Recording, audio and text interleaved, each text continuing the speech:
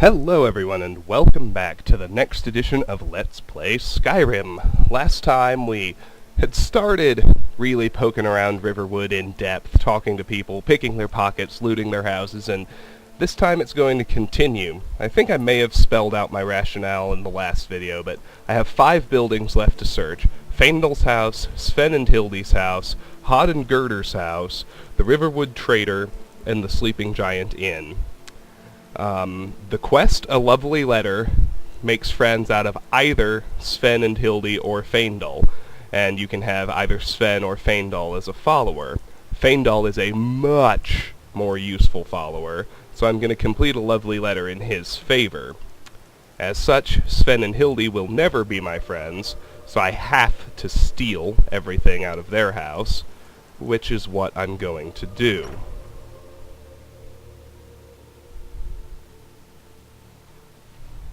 Lost? Hildy's in here, so I have to be careful. You up to no good. Let's talk to her first. Nobody believes me, but I tell you, I saw a dragon.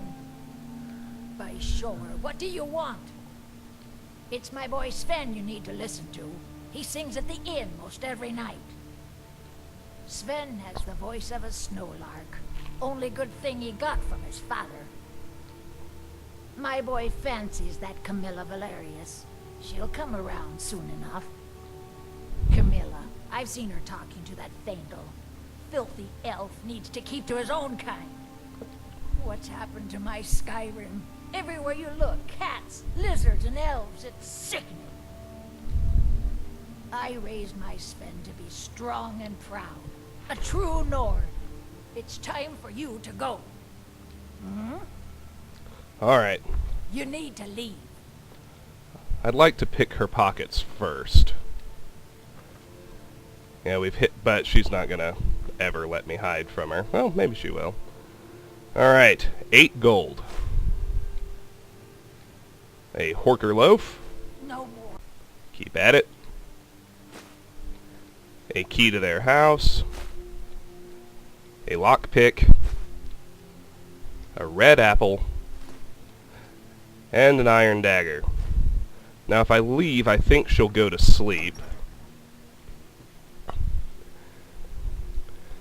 And it should be a pretty simple matter to break back in and sneak around and loot their house. But before I do that, I think we should go talk to Sven. Wasn't his mother just a real charmer, by the way? All that talk about elves, cats, and lizards.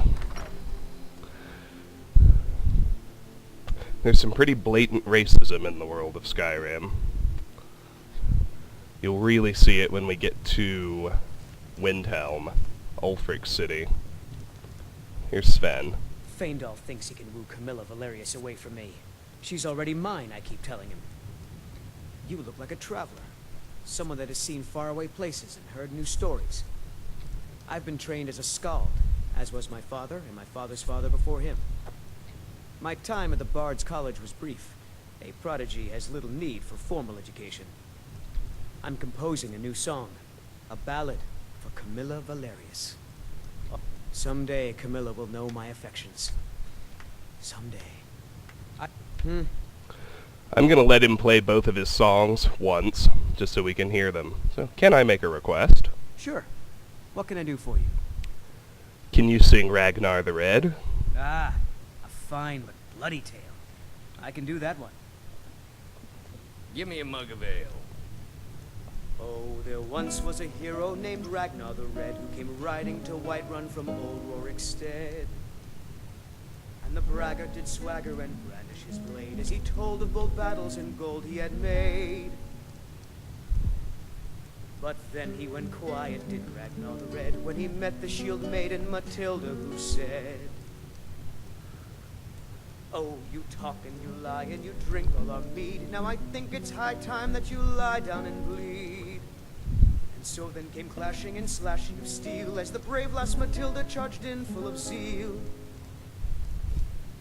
And the braggart named Ragnar was boastful no more when his ugly red head rolled around on the floor. Faendal thinks, sure, what can I do for you? And now, do you know the age of aggression? Only true Imperials request that one.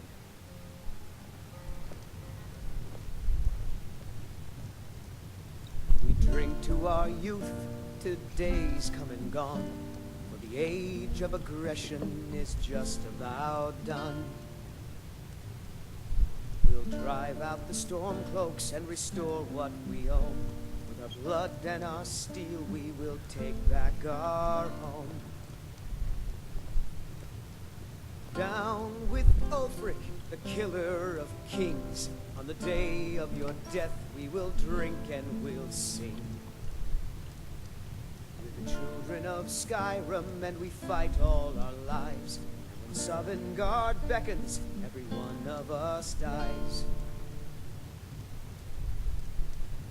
But this land is ours and we'll see it wiped clean of the scourge that has sullied our hopes and our dreams. Alright. You look like a traveler. Someone that has seen faraway places and heard new stories. I saw a dragon in Helgen. Truly? So maybe my mother isn't crazy after all. You had best tell the Jarl in Whiterun. He needs to know about this. Where did you learn to play so well? At the Bard's College in Solitude. They train bards and skalds like myself. If you go there, talk to Viarmo. He's the headmaster. New miscellaneous quest, investigate the Bard's College. Is there somewhere I can buy fresh supplies? Lucan's got a little bit of everything at the Riverwood Trader. If you need weapons or armor, see Alvor, the blacksmith. And let's go ahead and start a lovely letter. You and Faendal both like the same girl? Camilla Valerius knows I'm the best man in Riverwood. That elf is kidding himself if he thinks she would choose him over me. I've seen him sneaking over to the Riverwood Trader to speak with her when I'm not around. He's wasting his time. He sounds persistent. Why not do something about it? You may be right. Camilla may see Faendal as little more than a friend, but why take chances? Here, give Camilla this letter.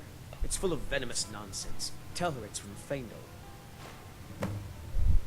Alright, deliver Sven's letter to Camilla, or, optional, tell Faendal about Sven's letter. Until next time. We'll do that, but first, just for giggles, let's read Sven's fake letter from Faendal.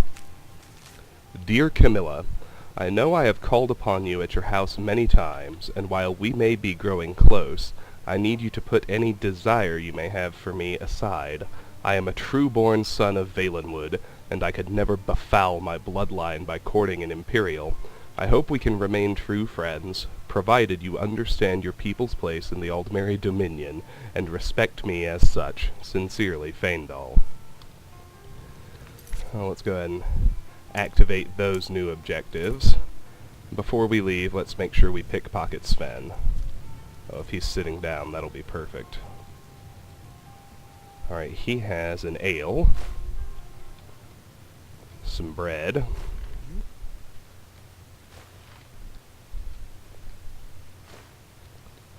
some gold. Pickpocket! Why you? That raised pickpocket to 24. A key to Sven's house, a lockpick, and a silver necklace. That is the second of 5 necklaces of any type that I ultimately need in my crafting cycle. Terrific.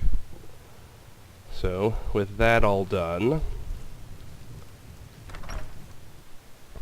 I'll just hold on to the letter for the moment. There are a few ways to resolve things. I can give it to Camilla, exactly the way Sven wanted me to. That resolves the quest for him. I can give it to Camilla and tell it Sven wrote it and that it's fake, which resolves the quest for Faendal. Or I can show it to Faendal, which, for the moment, keeps the quest going, which is what I want to do. So, Hildy is asleep in here. Sven doesn't come home until, I think, 2 a.m. So I should have plenty of time. Oh. Nope. She's gonna see me. My sneak is not high enough to pull this off. So I need to just wait until she gets up and leaves. Which I think happens early. Or I think she wakes up at 5. Let me see.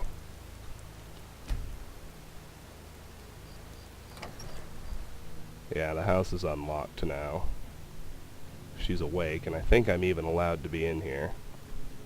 Look at you. I am. Good. So we'll turn left from the door and just work our way through the house. So we'll start with this cupboard in the corner. A basket, 2 cast iron pots, wooden bowl, wooden plate, 3 tankards, a wooden label, and inside the cupboard a girl's yellow dress and 2 straw, which is something we need for hearthfire. We need 32 straw. Having found those 2, the number drops to 30. There's a cast iron pot, a barrel with 4 cabbage. Above the table, 1 frost miriam, 2 elves' ears, and 1, 2...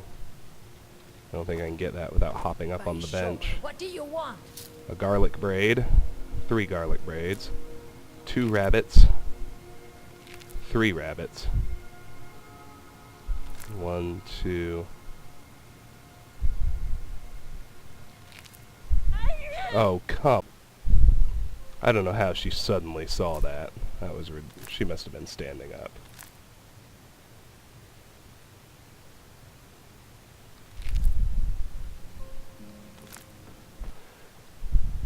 Yeah, she's standing up, so I just need to move a little faster.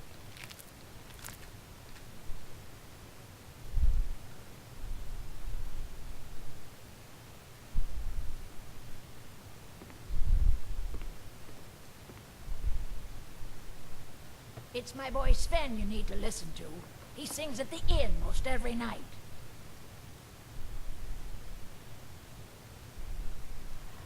Alright. Sven has the voice of a snowlark. If she's Only doing good that, thing you I'll got clear was this mouth. table. Bread, tankard, wine, bread, alto, wine, and tankard. I go back here. Hanging up here, we have 1, 2, 3 garlic braids, elves' ear, frost miriam. On the dresser, blackbriar mead, 2 elves' ear, 2 frost miriam, and 4 garlic bulbs. A barrel with 5 red apples. A dresser with fine boots, hat, and clothes. Let's move over here now. Nord mead, inside the end table, clothes iron, 3 gold, and a tankard. Inside this chest, 12 gold, a boy's gray tunic, a wooden sword, and we have 2 things I need. This bear pelt, I only need 16 more. And I need 9 saber cat snow pelts. This one drops that number to 8. Fabulous. Oh, she'll be able to... Oh, I can get that basket.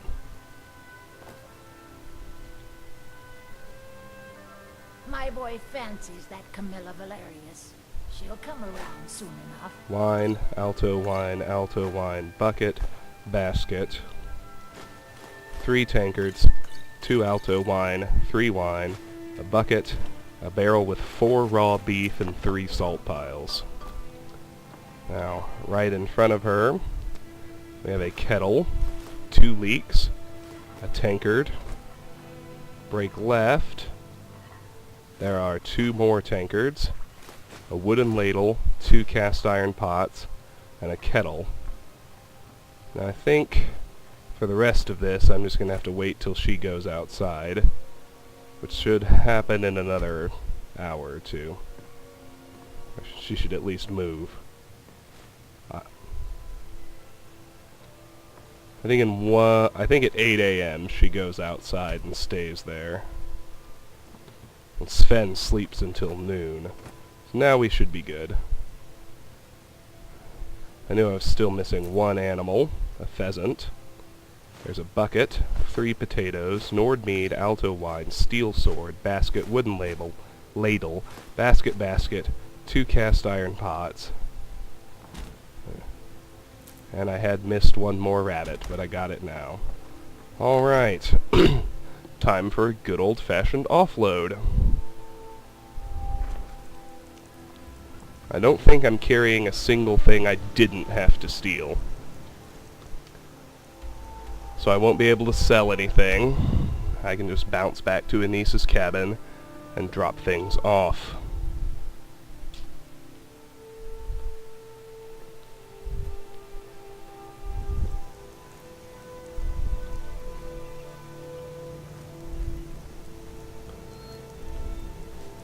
That leaves me with 4 buildings left to explore. Well, let's go ahead and drop things. I will make sure they have a stolen tag. They all should.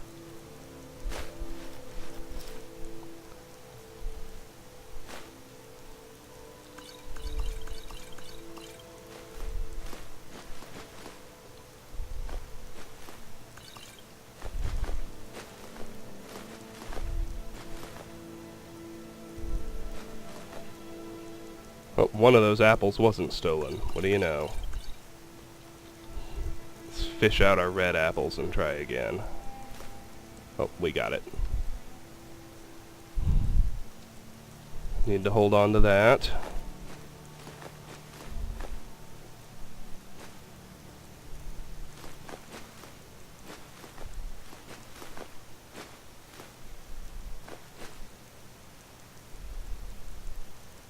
Tankards. All of these should be stolen.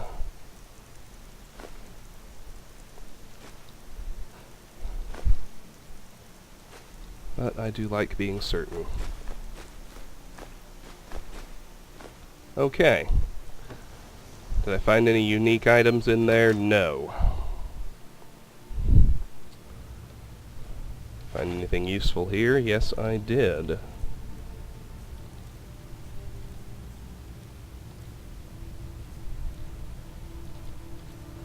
Bear pelt, the saber cat snow pelt, and the 2 straw.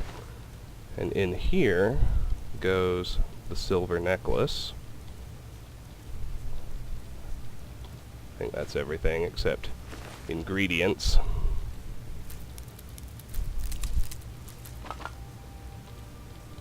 Okay. And the 4 apples, which I can actually sell before I choose my 3rd building, which I think is going to be Faendal's house. I think what I'm going to do now is take care of the lovely letter quest, such as it is, after I sell my 4 apples to Orgnar back at the inn.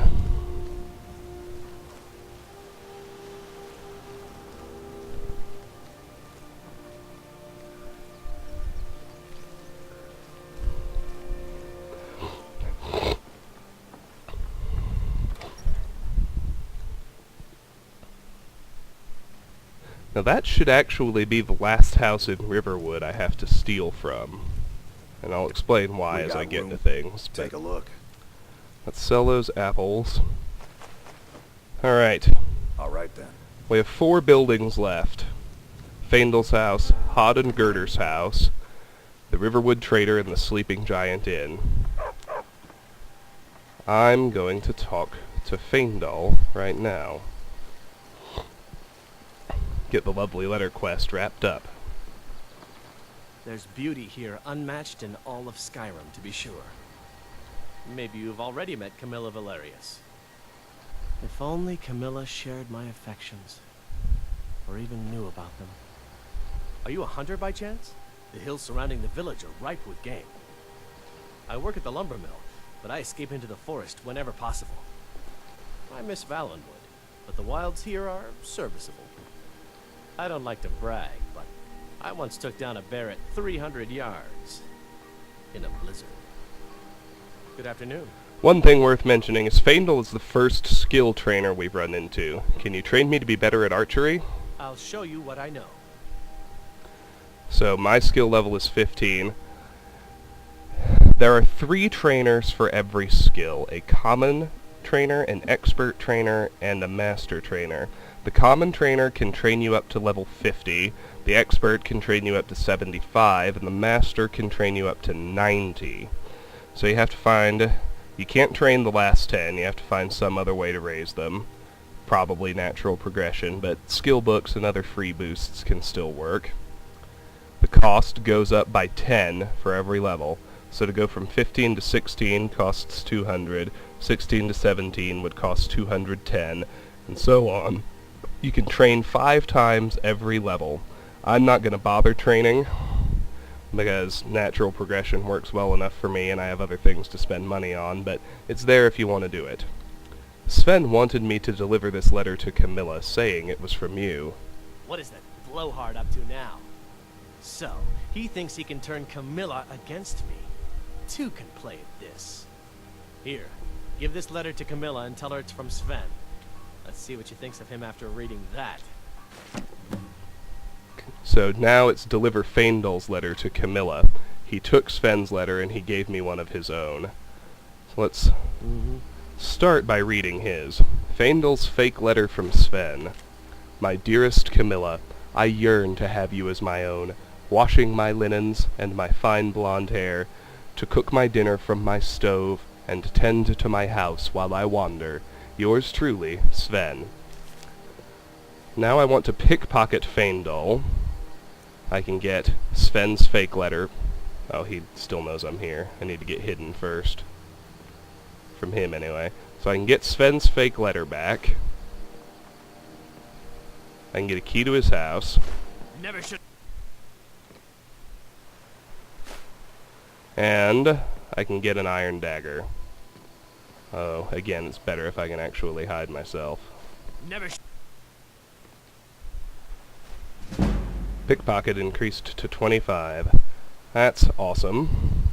Now we have both letters, so we can resolve this in really 4 ways.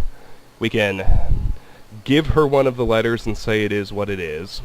We can give her either letter and tell her the guy's lying.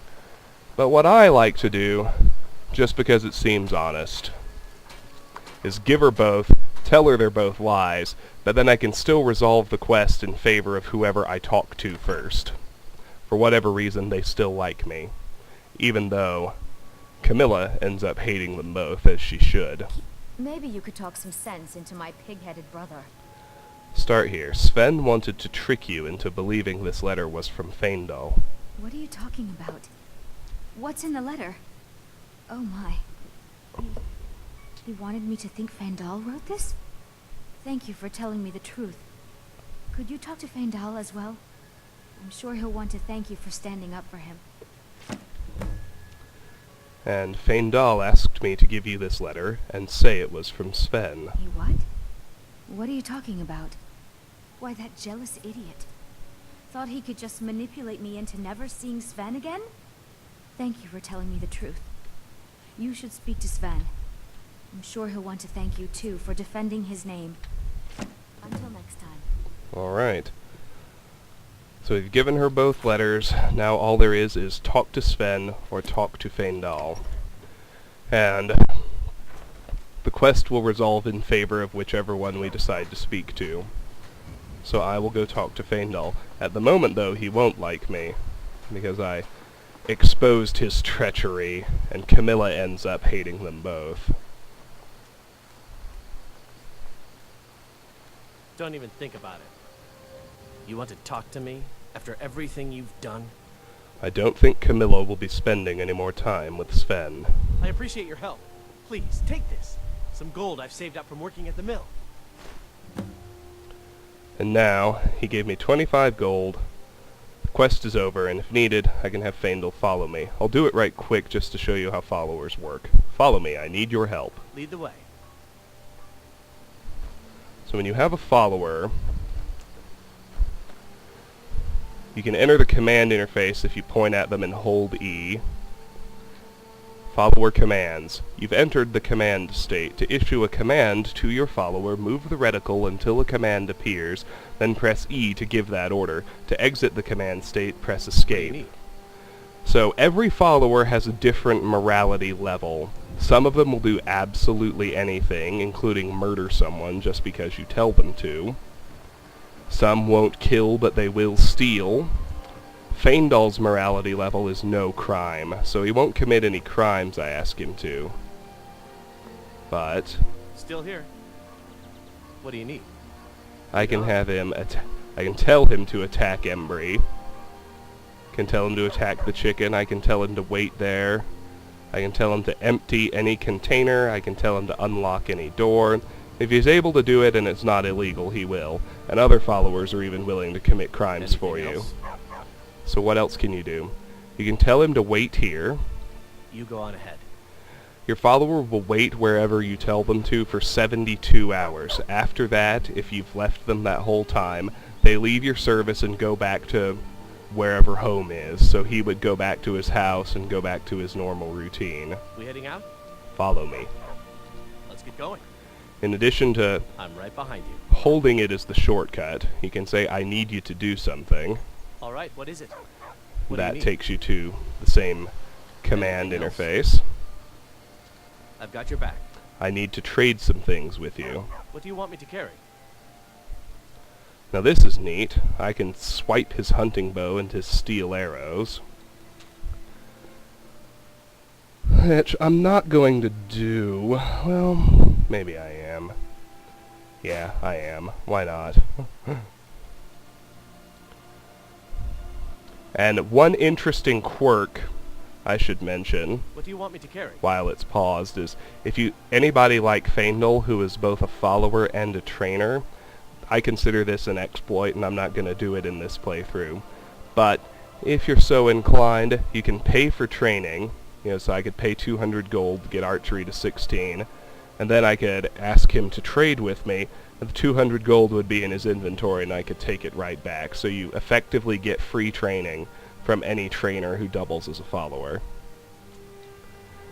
And since I don't actually like to use followers, it's time for us to part ways. I'll head back home if you need me. I should also mention that if you give them equipment, then if it's better than what they're currently wearing, they'll put it on. And finally, followers level with you, but most have level caps. Faendal and Sven are two of the weakest followers in the game. Their cap is 20, so they're only good for the early game. They'll level with you to 20, and then they'll stop, so you need to find someone stronger pretty early. But if you're into followers, I highly recommend Faendal over Sven. His archery talent helps a lot, and Sven is pretty useless. Faendal's house. Most things should be free to take now. 2 saber cat pelts on the ground. I do need those for Hearthfire. The total you need is you only need 4 normal saber cat pelts, so with those 2, that number drops to 2. Let's look at his bookcase. On the top shelf, we have 1, 2, 3, not yet, 4 iron arrows. The second shelf, a potion of true shot, which fortifies marksman by 20% for 60 seconds. A potion of minor healing. Buried behind these books is a steel war axe. And finally, 4 books on the shelf. Ode to the Tundra Striders. O mighty Tundra Strider, how you and your mighty tusked beast silhouette against the great orange expanse. Thundering footsteps herald your herd, man and beast blazing trail together, one in nature, each relying upon the other, more than just man and beast, but equals who need one another to survive. How I long to run across the tundra in their mighty wake. That would truly be my greatest honor. The morning would be spent gathering dyes to paint our mammoths, and then carve the fiercest images into their tusks. Then it would be time for the skeever hunt.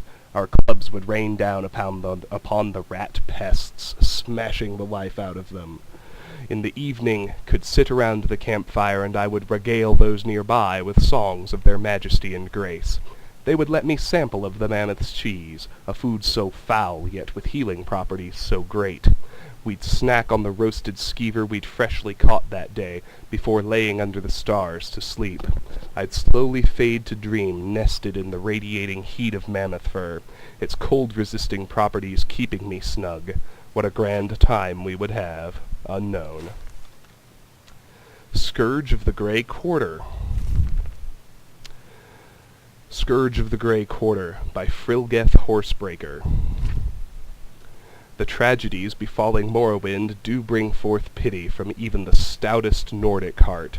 The Dark Elves deserve our condolences, but thus far they do not show themselves deserving of the simplest acts of charity.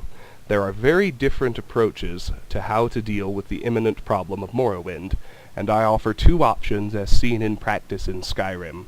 One should serve as an exemplar, the other a cautionary tale. Consider Riften, which shares a border with the ruined province. A number of the Dark Elves have made their homes there, but they are expected to earn their livelihoods, as is any other citizen of the great city. They ply trades as merchants, work in the temple, and serve in the keep. Honest labor, to be admired from a race that was so recently in such dire straits as to even warrant this discussion. Today the city still has its share of problems, but they are not traceable to any influx of outsiders in their presence. In short, the Dark Elves have properly assimilated themselves into the Skyrim way of life, to be expected from any newcomer to these lands. For an alternative approach, we only have to look at the once proud city of Windhelm to see what can happen when our arms are cast too wide open in welcome. To think that the city of Ysgramor, whose very name was made in driving out the elves from our sacred home, would open itself as a welcome destination for any refugee from the smoking sulphur, is a disgrace to the very idea of being a Nord. And what has become of this? Predictably, the lazy, discontented rabble has descended into squalor in an area now delicately referred to as the Grey Quarter of the city. They were not expected to contribute, and so they have not. That they attempt to make over a proud Nord city into a little pocket of Morrowind is insulting enough, but the amount of unrest they have provoked even within the proper city walls should give any other Jarl reason to fear. The Nords I talk to in the city speak of constant strife and crime coming from the Grey Quarter, with no respite in sight. The city guard barely patrol there, leaving the Dark Elves to mete out whatever passes for justice in their native customs. The respectable families of the city, the Cruel Seas and Shattershields, speak with an almost parental affection of the Argonians in their employ, but the Dark Elves have made no effort to ingratiate or assimilate themselves to the proper city dwellers. There is cause for optimism, though, as Jarl Ulfric is not nearly so tolerant of these substandard beings as his fathers were. Indeed, the soft hand of Hogue can be seen in the city's Argonian population as well. The fishmen, at least, have learned how to best contribute to their new home. They have proven themselves as models, toiling at the docks with utmost efficiency and bright smiles. It would do the Dark Elves well to pay heed to their scaly cousins. I would expect in due time that they will find themselves either contributing more directly or once again wandering the land in search of roof and warmth. Pension of the Ancestor Moth. To be read by all novitiates of the temple. The Order of the Ancestor Moth is as ancient as it is noble. We nurture and celebrate our beloved ancestors, whose spirits are manifest in the ancestor moths. Each moth carries the Fjairon of an ancestor's spirit. Loosely translated as the will to peace, the Fjairon can be sung into the silk produced by the ancestor moths. When the silk is in turn spun into cloth and embroidered with the genealogy of the correct ancestor, clothing of wondrous power can be made. Adepts of our order are gifted with prescient powers. The wisdom of the ancestors can sing the future into the present. For this reason, our order and our order alone has been given the privilege to interpret the Elder Scrolls. These writings exceed even the gods, both Aedra and Daedra. Such insight into the inner fabric of reality comes at a price. Each reading of the Elder Scrolls is more profound than the last. Each leaves the priest blind for longer and longer periods of time.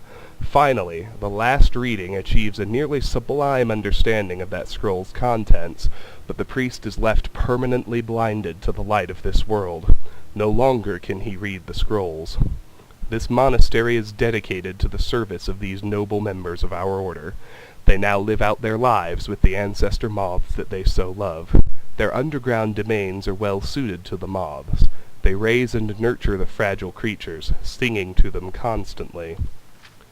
They harvest the silk and spin it into bolts of cloth. They weave the cloth, embroidering it with the genealogies and histories of the ancestors that spun the silk. This is their new life. As they tend the ancestor moths, so we tend the blind monks. While they toil in dark, we serve in the light. They need food and water, we provide. They need tools and furniture, we provide. They need secrecy and anonymity, we provide. They need purveyors to sell the fruit of their labors, we provide. At one time, we also provided protection. Many generations ago, Gudrun came to our temple. Newly blinded by visions of what was to be, she brought with her new teachings. The visions of the ancestors foresaw the need of the monks to defend themselves. They train and practice the teachings of Gudrun constantly. They are masters of the sword of no sword, the axes of no axe. As a novitiate, you will learn the teachings of Gudrun. You will learn the way of the peaceful fist. You will learn to serve the blind monks. You will learn to provide. In time you may attain the peace and insight of the ancestor moths. And Killing Before You're Killed. A lot of new books here. By Eduardo Corvus. I've seen many a man rush headlong into battle only to have their life cut short in an instant. I've been a trainer of the warrior arts for many spans, cut from the cloth of a great lineage of knights, blades, and even a distant sellsword or two. It's with this knowledge that I'll try to pen a brief treatise on the subtle art of war. Not mage fire, not archery or criminal throat-slitting, but war. Man on man, with nothing but a fine bit of steel between them. The first thing you'll need to learn is how to block. The best way not to get killed is not to let the other man hit you. Use a shield, use it well. Now you'll get tired from this, you may even get a little hurt, but a blocked blow is much better than a landed one. Over time you'll get better, eventually shrugging off even the mightiest of hits. But beware, your foes, if they're not base cur bandits, will know how to counter you. They'll hit you with everything they've got in order to open you up and keep on hitting. So watch for these powerful attacks. While it's still better to absorb the impact with a quarter-inch of steel, it's best to try to just step out of the way. Remember, against spells your blocking is useless until you're trained, so get up on mages quickly and let them eat steel. It serves them right for using a witch weapon. You can also block without a shield as well. Just cross that blow with your sword, although this isn't nearly as effective. And if you decide you're fancy and want to wield two blades, you can't block at all, so don't even try. Without both hands on the hilt, you just won't have the strength to counter blows. But with a weapon in each hand, you are much more likely to take your opponent down quickly. The best defense, some say. To wield the blade, there are some fundamentals. Quick strikes are always good, but can be repelled, so watch for your opponent's own defensive postures. Wait for an opening, or create one with your own heavy attacks. Hammers hit hardest, but are slow. Same with maces and all blunt weaponry. Axes are a nice middle ground, while swords are the quickest, but won't stagger your opponent as efficiently with the hard hits. Keep an eye not to get too exhausted. Always try to save a little of your strength to counter blows or even run. Keep moving during a fight. Never let yourself get cornered or surrounded. Pick your threats. Weak spellcasters that can hurt you quick are the first things I fell. The shield is not only a defensive tool. Put your shoulder into it and bash your opponent. This sends them flying and opens them up for quick counter-assaults. Even better, put extra weight into it and power bash your opponent. If they're small, this will put them on their knees. Bigger opponents cannot be staggered by heavy attacks. Only the power bash will really knock them around and create openings for you to exploit. So again, block, counter, bash. Hit them when they're down. They'll show no mercy, so why should you? Battle is about the offense, about catching your foe early and never relenting. Keep moving, keep swinging. If you consider yourself overly powerful, pick up a two-handed weapon and see your foes fall before you like wheat stalks. They're slow and unwieldy, but they shatter bones and cleave flesh better than anything. The graves are filled with many a mediocre swordsman. If you don't have the stomach for war, try a monk's work. But if you do travel the path of the warrior, learn the basics and keep your head firmly planted on your shoulders, or someone's bound to lop it off. Oops. Want to take it. Inside the actual cupboard, we have a broom and a wooden plate. Let's move over to this table. A banded iron shield. That's between iron and steel, so our current steel is better. Steel mace, iron sword, iron helmet, hunting bow, 2 more iron arrows, and a chest with 4 gold, a wooden sword, and lo and behold, another bear pelt. Fantastic. I only need 15 more.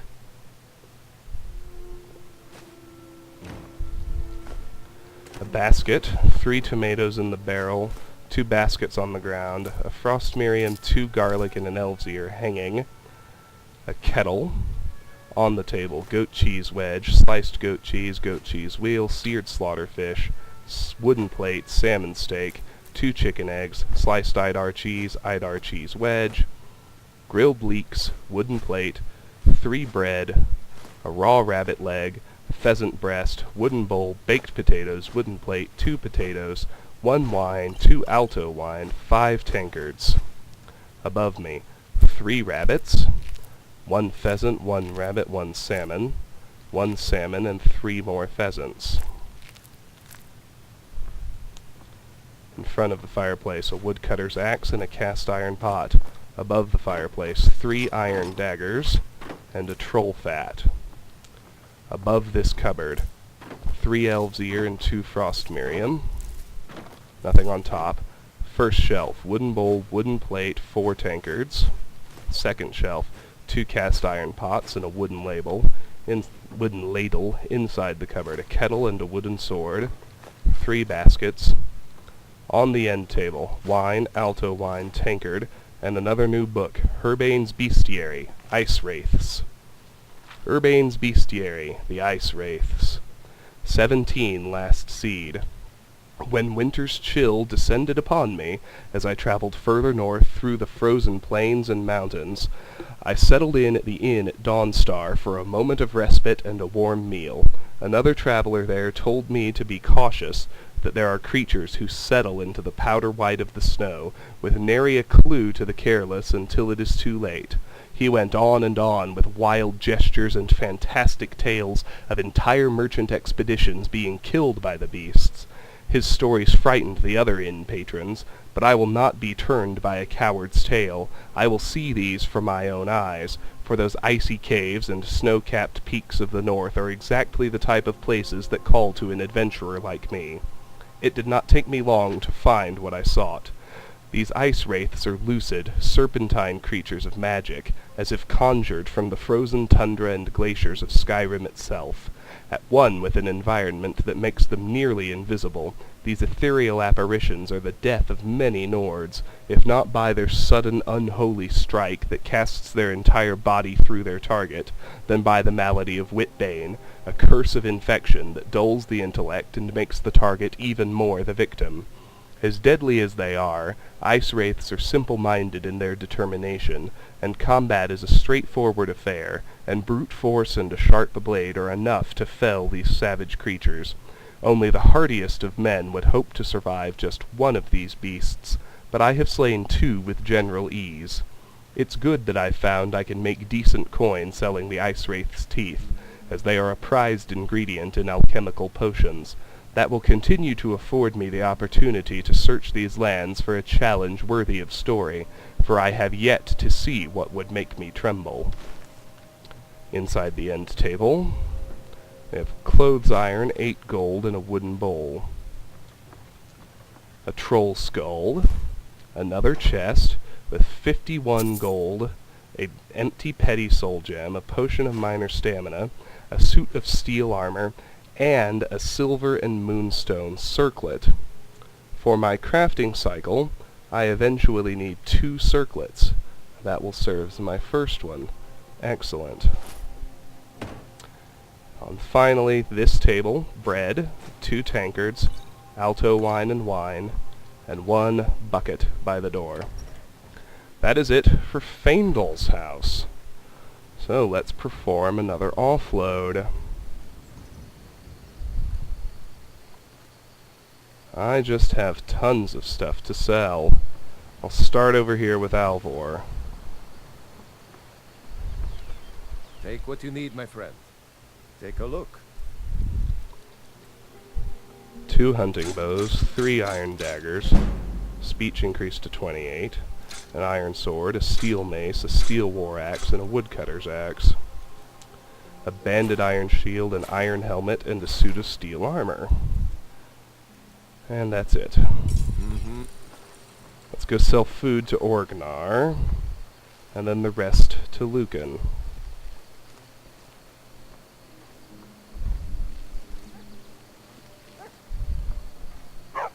Are you playing hide and seek?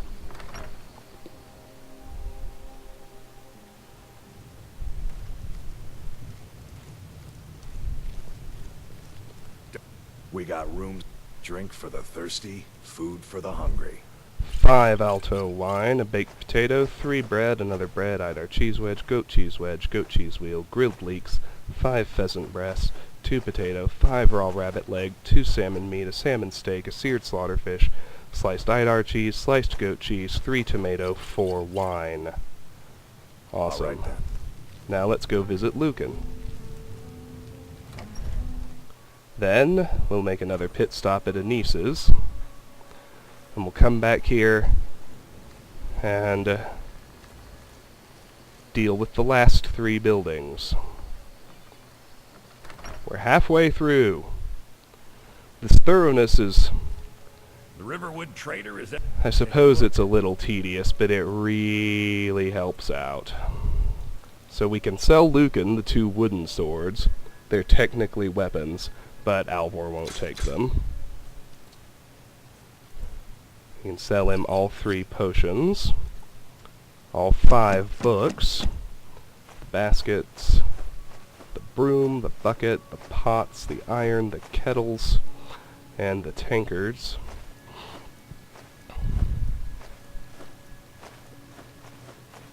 The skull, and all the wooden dishes. Excellent. I better get back to cleaning this.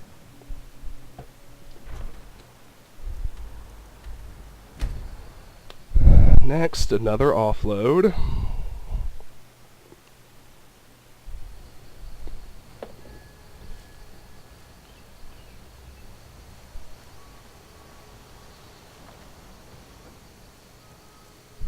Do I have anything stolen? Yes, the iron dagger I pickpocketed off of him. That should be it, though. And it is. There was nothing... None of the game's unique items are in his house. Here is quest stuff. Put in the bear pelt and the saber cat pelts. Crafting cycle. The circlet goes in there. I think that's it. It is. Nothing for the smithing sack. I do have some alchemical ingredients.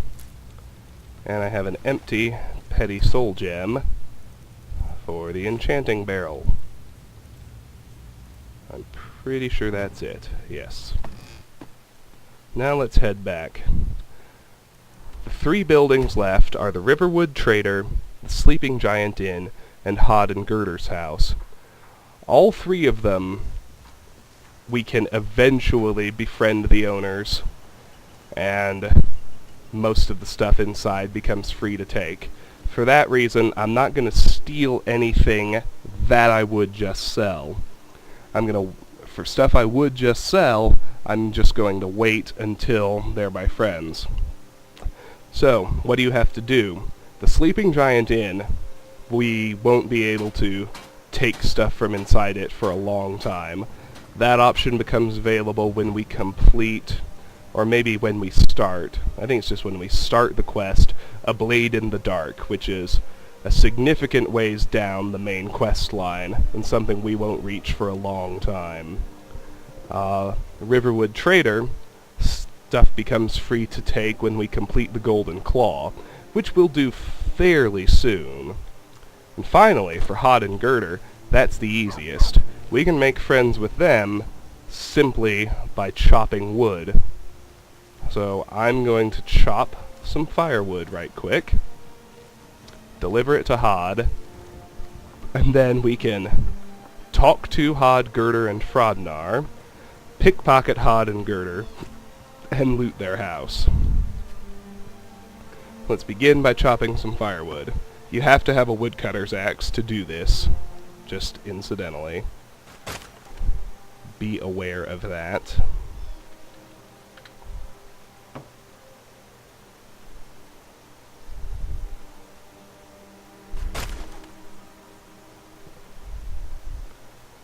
I'll just let you see the entire animation. It's painfully slow, but if there's something a merchant just that you have to have before you leave town for any reason and you don't have the money for it, you can chop wood as long as you like and get as much money as you want from it, which can ultimately be pretty handy. There's Gerdur. I'll go ahead and talk to her and pick her pockets, just because. We're a small village, but we work hard and take care of our own. Incidentally, if you followed Ralof during Unbound, Hadvar wouldn't be here. He'd disappear from the game, and Ralof would hang out in their house. Gerdur would send you to talk to the Jarl, and they're Stormcloak fans, so the dialogue is different. Just FYI. I own the lumber mill and pay a fair wage. See my husband Hod if you're looking for work. Only worry we've got is the war reaching this far. Years past, the lumber was used for houses or furniture. Now, the soldiers just buy it all. The thought of my wood being used for weapons makes me sick. No use thinking of things I can't change. Too much work to be done. Yes? What can you tell me about Riverwood? It's my mill. Some folks thinks it's my town too, but it ain't. The Jarl in Whiterun owns the land and the town. I just pay the taxes. Is there somewhere I can buy fresh supplies? And by supplies, I suppose you mean weapons and armor? Alvor can help you out. He's our blacksmith. Until next time. And let's pick her pockets. She has bread, Get away from me. 12 gold,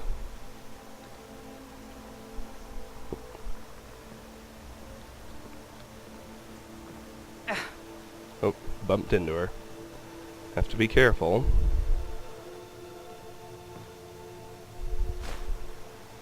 Nord mead, and a ring of minor destruction. Well, that one's going to be tough to steal.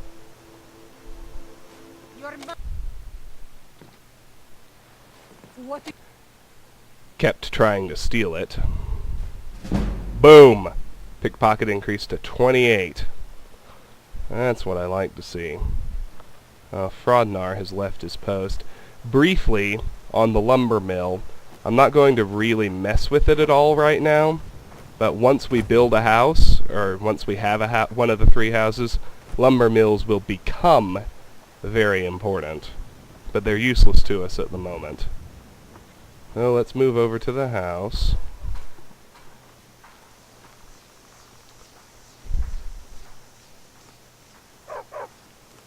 Stump is their dog.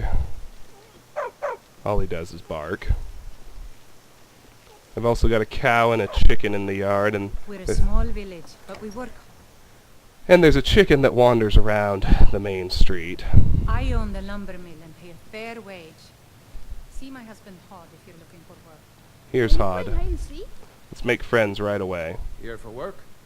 Get an axe and bring me all the wood you can chop. Got business here in Riverwood, eh? There are worse Let's villages. do this now, just so they don't ask me to leave at 8 o'clock. Honest gold for honest work. Aye. Just like that, we're friends. May the gods watch over your battles, friend. And stuff in their house is free to take. At least the damned war hasn't gotten here. Yet. We work hard. Try to do right by our families. Me, I've got my axe, my wife Gerdur, and my boy Frodnar. That's all I need. Wood cutting's my trade. Best log splitter from here to Riften. It's all in the way you hold the axe. Caress it, like any wench. and she'll do you right. You met Camilla yet?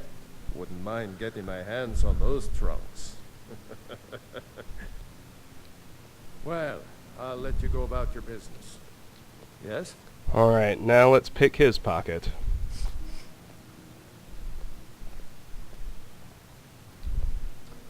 He's got some stuff. Ale. Pickpocket increased to 29. Amethyst. Never fight. Fight.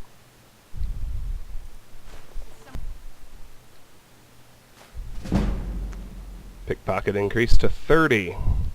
Now, it's low priority, but 30 is the prerequisite skill level for Night Thief, which is a perk I want to take in my pre-legendary build. Baked potatoes. 20 gold. A key to their house. Oh, it isn't him that sees me. An iron dagger.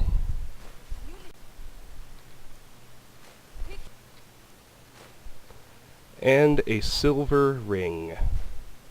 That ring, I think I still need some for the crafting cycle. I do. That's the third of 5 rings I need. Make note of that on the list. And we're done pickpocketing Hod, so let's chat with Frodnar, wherever he went. Then we can get all the stuff. You're new around here, so I'll go easy on you.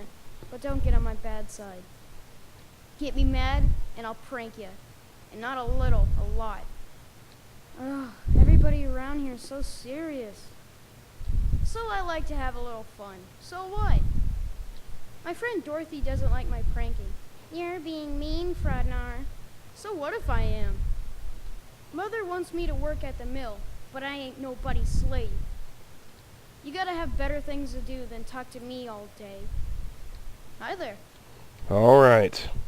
Again, let's just start by going left. On the table, wooden bowl, tankard, wooden bowl, bread, wooden bowl, cast iron pot, wooden ladle, Yes. sliced goat cheese, 2 bread, 2 alto wine, and wine. Barrel in the corner with 4 tomatoes. To the left of the fireplace, goat cheese wheel, basket, barrel with 3 salt piles. Need some? Above the fireplace, 3 gold coins. 1, 2, 3. Right of the fireplace, kettle, 4 potatoes. Above the table, frost miriam, elf's ear, garlic braid, elf's ear, garlic braid, 2 rabbits, 2 pheasants.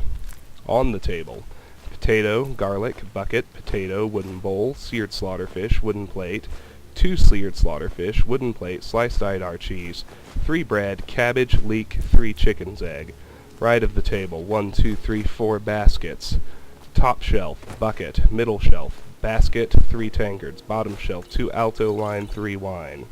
Farther to the right, on the dresser, a tankard and a book, Olaf and the Dragon, by Adonato Leotelli. One of the more colorful legends in Nord folklore is the tale of Olaf One-Eye and Numinex. Long ago in the First Age, a fearsome dragon named Numinex ravaged the whole of Skyrim. The dreadful drake wiped out entire villages, burned cities, and killed countless Nords. It seemed that no power in Tamriel could stop the monster. This was a troubled time in Skyrim's history, for a bitter war of succession raged between the Nords. The Jarls might have been able to conquer the beast if they had worked together, but trust was in desperately short supply. A skillful warrior named Olaf came forward and promised to defeat the beast.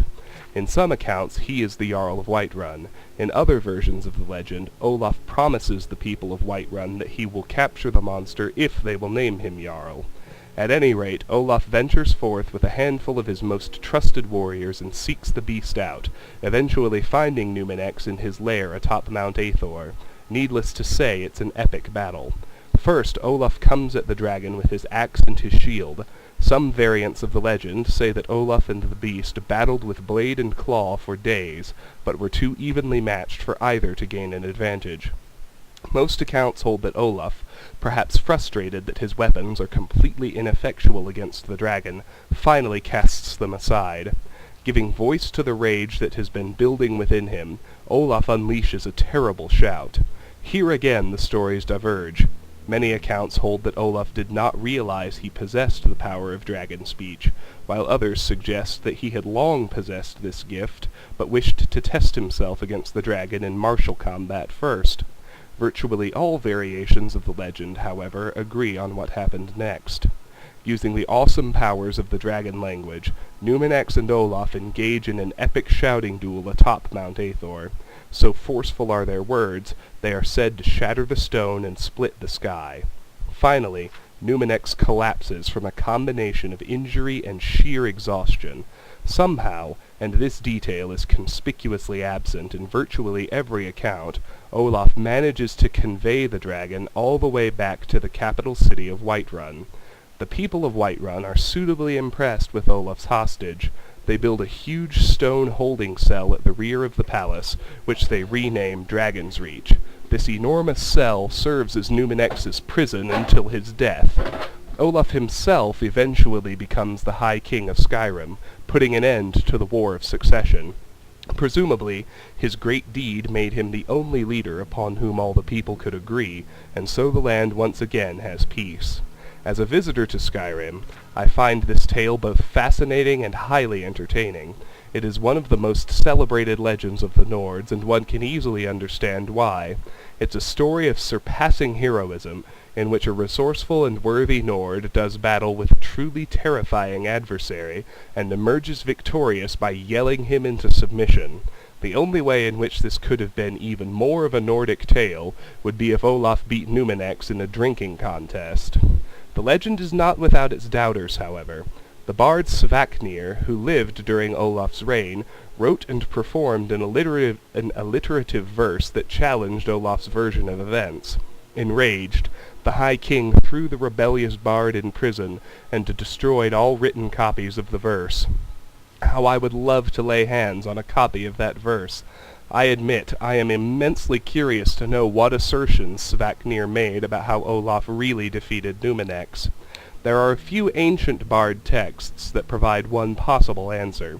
These tomes suggest that Numenex was particularly foul-tempered because he was extremely old. In these accounts, the dragon spends his final years terrorizing the countryside before flying off to the top of Mount Aethor to die in peace. When Olaf finds Numenex, the dragon is too weak to defend himself. Olaf and his men capture the beast without effort, but decide to take advantage of the situation by fabricating a heroic tale. It is worth noting that all of Olaf's warriors who were said to witness the shout duel went on to become wealthy leaders during Olaf's reign as High King. However, it is equally likely that Svaknir had some grudge against Olaf, and his scandalous verse was an attempt to damage the High King's reputation. Alas, we will never know. I leave you now, good reader, with this gentle reminder. A good historian must remain impartial and consider all points of view. Time has a way of distorting our record of events, so the closer you can get to the original sources, the better. Inside this chest, 44 gold. Inside the dresser, a cowl, clothes, and miner's clothes. On the end table, a steel dagger. In the end table, charcoal and 3 gold. On the bar, 2 alto wine, a wine, 4 Nord mead, a goat cheese wedge, sliced goat cheese, and a bucket. Behind the bar, a basket and an empty petty soul gem. A bucket and a barrel with 2 salt piles. On top of this wardrobe, a saber-cat pelt and a belted tunic. The saber-cat pelt is important. With that, I only need 1 more.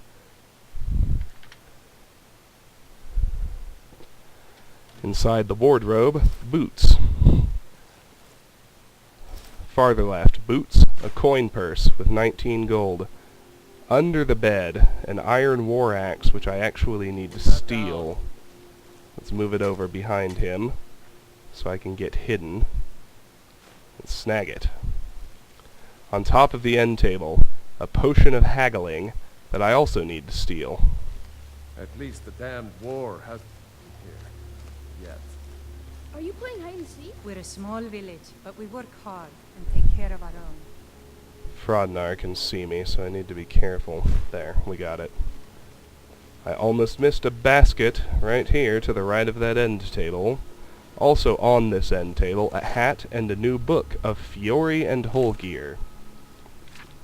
In her 29th summer of life, Fiori the Huntress met the warlord Holgeir on the field of battle. None remember what they fought over, for their love to come was so great it overshadowed all rivalries or disputes. They fought to a standstill as their followers looked on, till her sword broke his axe and his shield dulled her blade, and all could see that they were equals. As the eagle finds its mates, so too did Fiori find hers in Holgeir, and a time of peace came to the clans of the forest. But as the summer's warmth gives way to winter's chill, so too would this peace pass. But the snake came and bit Holgeir, its venom seeping deep into the wound. A wail greeted Fiori's view as she came over the snow-covered mountains to the coast. She obtained an elixir from the Akavir and returned to the forest in haste. Though Holgeir could smell the winds of Sovngarde, she gave him the elixir and he was cured in an instant. But the snake bit Fiori as she poured the last drop into Holgeir's mouth, and fatigued from her journey, she joined the ancestors immediately. Holgeir's grief was such that he built a tomb, and upon completion took his own life that he might rejoin her. In the end table, a tankard. In this chest, a girl's red dress, 6 gold, a kettle, a horker tusk, and a mammoth tusk. I need both of those tusks. We need 2 mammoth tusks, one for Isolde's Rare Gifts quest in Whiterun, and another for Medici's Ringmaker quest in Riften. So there's my first one. That one will go to Isolde. And with that horker tusk, I only need... I need to find it. It's just a line here in my notes. I need 8 more horker tusks with that one in hand. So, let's keep going. We work hard. On this end table, a basket and 4 gold coins. In the end table, 2 gold, a tankard, and a new book, Dwemer Inquiries, Volume 2. Their Architecture and Civilization, by Thelwe Gillane, Scholar. There's some presumably Dwemer text, which I can't read and won't try to read. The limited written record supports the perception of the Deep Elves as culturally revering the pursuits of logic and science. This stands in stark contrast to the belief system of most other Mer cultures. When we imagine a society structured around such a central ideology, it seems reasonable that prolific scholars, especially in fields such as mathematics, metallurgy, or architecture, would be elevated to social status like that of clergy in a more mystically inclined culture. The idea is supported by a fragment of Dwemer's text recovered from a colony in Skyrim, Erkingthand, which I believe to be associated with the clan Rorken. The original Dwemeris and my translation follow. Dwemer text. To raise granted cousin Quolek of privilege with duties for family home building Hogan Kultura tradition to Father Mundus Shaper. Some scholars interpret this as evidence of Dwemer worship of Mundus, but I do not agree. My translation of this passage suggests that a respected Dwemer by the name of Quolek was promoted to a civic position, probably tonal architect. The latter half of the fragment suggests that Quolek's position requires him to build in a specific style. The term Hogan Kultura has thus far eluded me, but I believe it may be the name of such a style. It's possible there were several styles, differing in their construction principles and typical structures. One earmark of what I believe was the prevalent Dwemer style among northern clans was a feature I call the deep venue. Deep venues are often characterized as being made up of one or more expansive natural caverns in which several other structures will occur. Structures within the venue may be carved from the stone itself or freely erected upon the cavern floor. The largest and most impressive venues, such as that found in Bafardums, may even feature roads wide enough for 10 large men to walk shoulder-meet-shoulder along it. Arcanex are typically smaller structures. Very few have been properly studied before disruption by grave robbers or greedy adventurers, but those few undisturbed sites have contained a surprising collection of magical objects, such as soul gems, alchemical concoctions, and magical texts.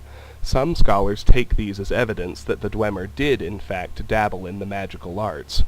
Based on what we know of their culture, as well as the fact that most Arcanex are minor structures compared to other common fixtures, I would suggest that these were centers of study and nothing more. Perhaps the dwarves established these halls as a means to study men and mer, who surely seemed as alien to them as the Dwemer seem to us today. Great animoculatories can be found in many dwarven strongholds. These were the factories where the centurions and various other constructs were built. I have hoped to study these chambers for clues as to the means by which those mysterious automata are given life, but those same guardians make these especially difficult and dangerous areas to explore. Behind Hod here we have a barrel with 4 cabbages. On this table, 2 tankards and 2 Nord meads. I own the lumber Back mill. around the corner, on top of this cupboard, we have a bucket, a troll fat, and a salt pile. Top shelf, 4 tankards. Second shelf, 3 cast iron pots. Inside the cupboard, a broom, a cast iron pot, a child's doll, and a tankard, You're new and around one here, last so I'll go bucket easy on on the you. ground. But don't get up. I'm inclined to offload this and call it a video before tackling the last 2 buildings, because I think I've been going on over an hour now.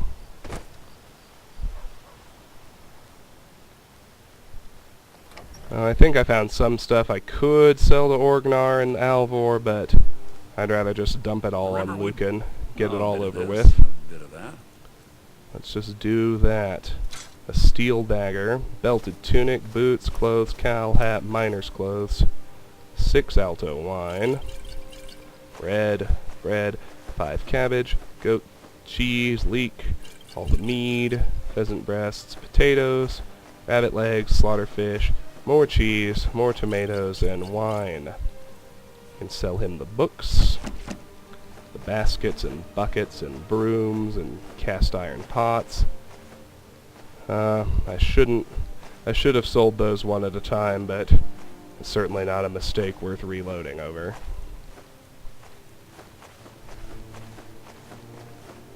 Alright. I better get clean. Everything else needs to go back to Anissa's cabin. So let's do that.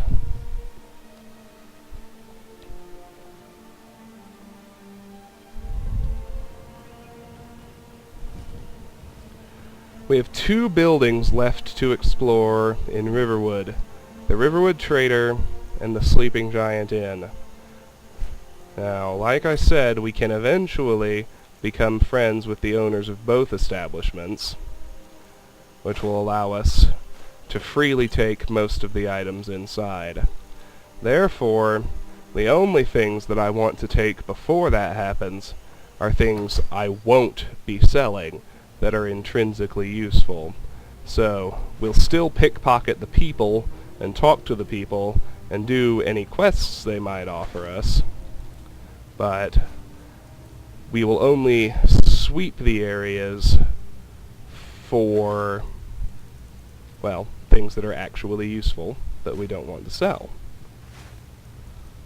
As soon as I finish offloading here, I'll be ready to pop back to Riverwood, end the video, and do exactly that next time.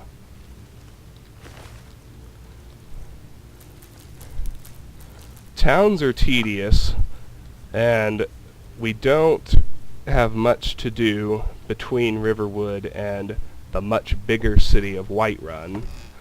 But after the tedium, you get a lot of wealth and a lot of useful stuff very quickly if you're this thorough in towns. And you also have a long gap between Whiterun and the next time we have to do these things. So, I'll do the Riverwood Trader first. I'm just going to park it right here, update my saves, and call it a video. This has been Let's Play Skyrim. We completed a lovely letter, we looted 3 more houses, we chopped some wood for the lumber mill, and now we have 2 buildings left to check out, Riverwood Trader and Sleeping Giant Inn.